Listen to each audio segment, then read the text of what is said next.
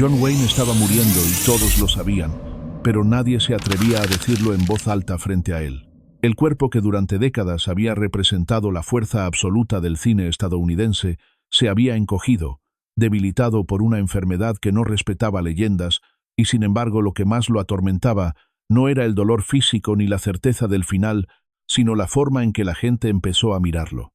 Miradas largas, silencios incómodos, palabras suaves cargadas de lástima, gestos que pretendían ser amables, pero que para Wayne eran una traición a todo lo que había sido. Duke no quería oraciones, no quería despedidas anticipadas, no quería que lo trataran como a un hombre que ya se había ido.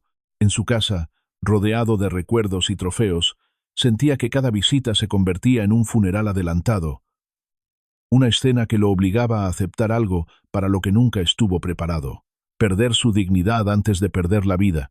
En ese contexto, mientras Hollywood hablaba en susurros y el mundo se preparaba para decir adiós, hubo una persona que decidió hacer exactamente lo contrario de lo que todos hacían, alguien que no llegó con solemnidad ni con discursos, alguien que no preguntó por tratamientos ni pronósticos, alguien que entendió que el peor error era tratar a John Wayne como a un hombre derrotado. Ese hombre fue Dean Martin, y lo que hizo en esos días finales cambiaría para siempre la manera en que la familia de Wayne recordaría sus últimas horas como Duke.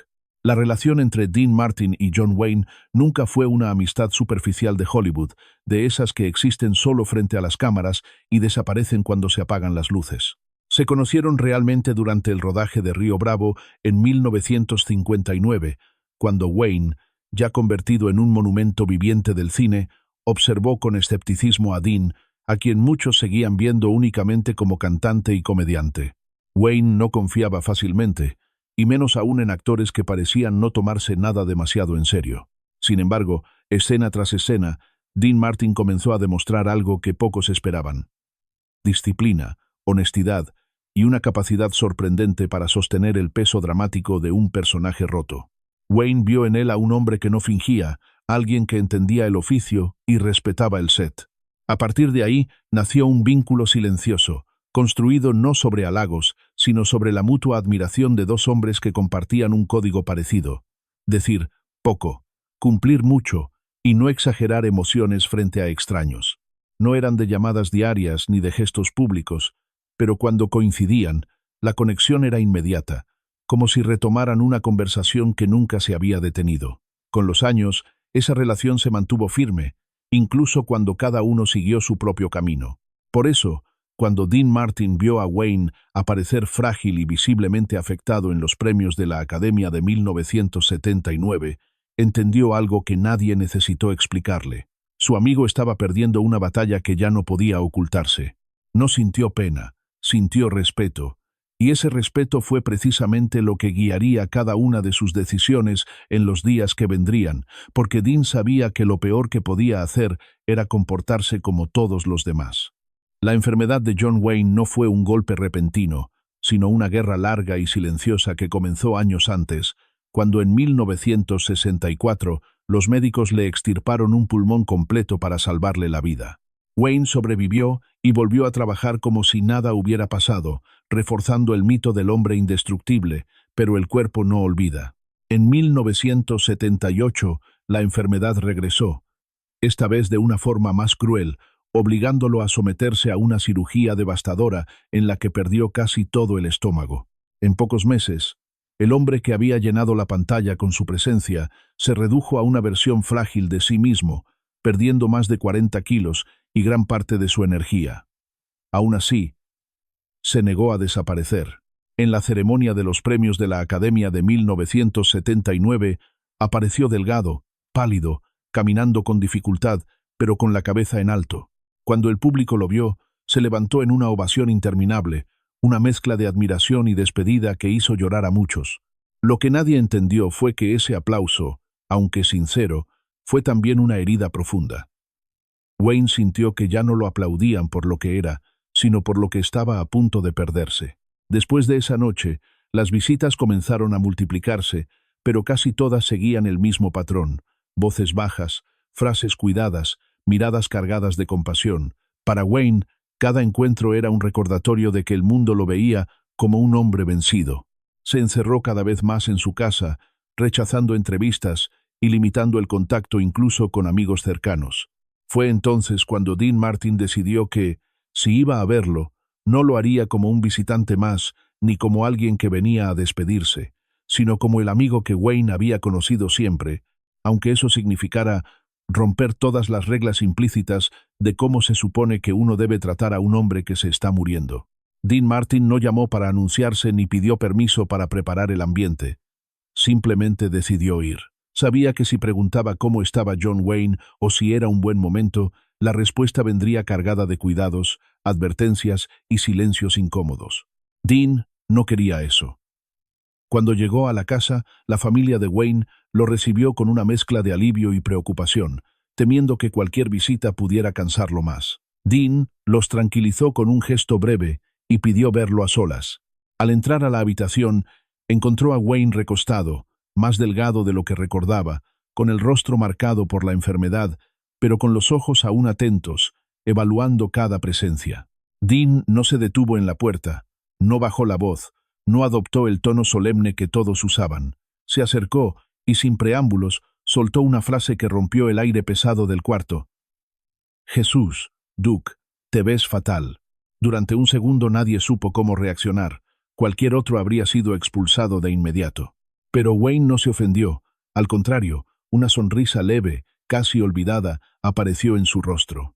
Por primera vez en semanas, alguien no lo miraba como a un hombre que se apagaba, sino como al mismo Duke de siempre. Dean se sentó y comenzó a hablar de cualquier cosa menos de la enfermedad. Películas mediocres, actores jóvenes que no sabían aguantar una toma larga, directores que se creían genios. Incluso discutieron, como antes, sobre quién había tenido razón en viejas decisiones de rodaje. Las risas llegaron despacio, tímidas al principio, pero reales. Afuera, la familia escuchaba sorprendida. Dentro, Wayne recuperaba algo que creía perdido. Dean no había venido a consolarlo ni a despedirse, había venido a devolverle su identidad, a recordarle que no estaba obligado a comportarse como un moribundo solo porque los demás ya lo habían decidido. Durante casi 2 horas, el tiempo pareció detenerse en esa habitación. Dean Martin no bajó el ritmo ni un segundo, no permitió que la conversación regresara a hospitales, médicos o pronósticos. Habló de rodajes imposibles bajo el sol, de escenas que casi arruinan una película, de noches largas en las que el cansancio se curaba con humor áspero y lealtad silenciosa. Wayne respondió con la misma energía que aún conservaba, corrigiendo detalles, exagerando anécdotas, defendiendo decisiones pasadas como si todavía estuviera en un set. En un momento discutieron por una escena de Río Bravo, como lo habían hecho 20 años antes. Y Wayne levantó la voz lo suficiente como para que la familia se mirara sorprendida desde el pasillo.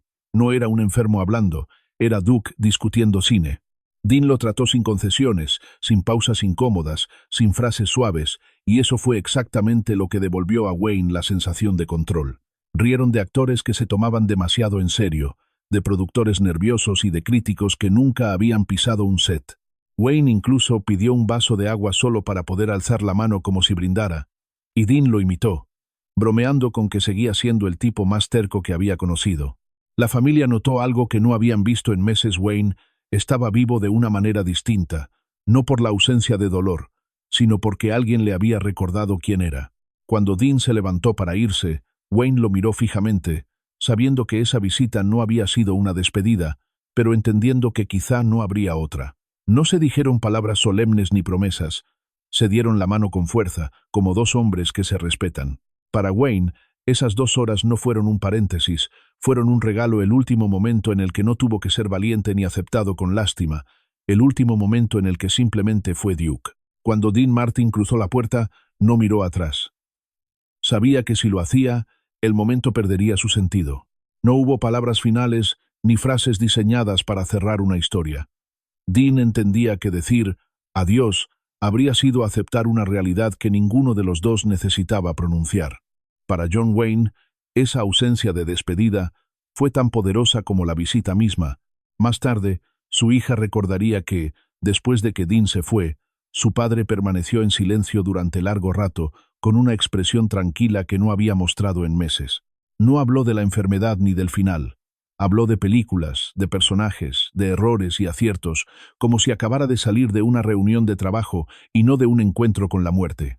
2 meses después, John Wayne falleció, y cuando llegó el día del funeral, Dean Martin estuvo allí sin buscar atención ni protagonismo.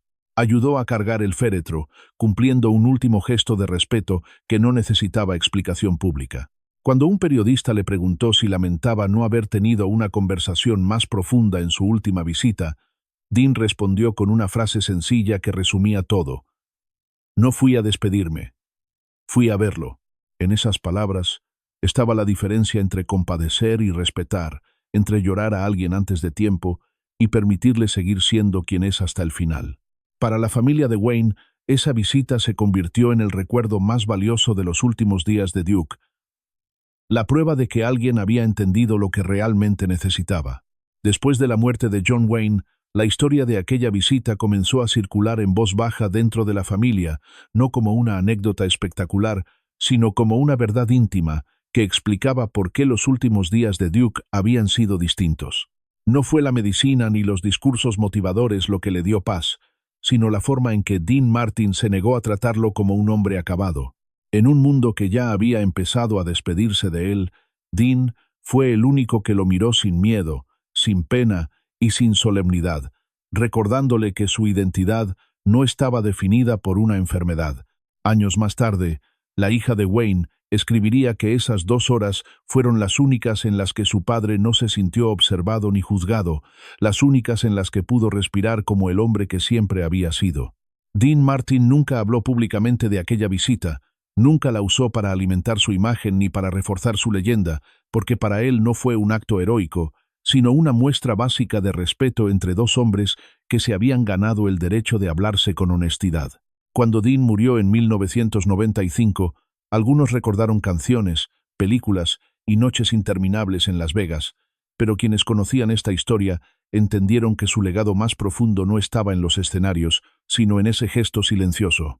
Amar a alguien que se está muriendo no siempre significa decir palabras bonitas ni prepararse para el adiós. A veces significa hacer lo más difícil, tratarlo como si todavía tuviera toda su vida por delante. Ese fue el último regalo que Dean Martin le dio a John Wayne. Y quizá también una lección para todos los que alguna vez se enfrentan al final de alguien que aman.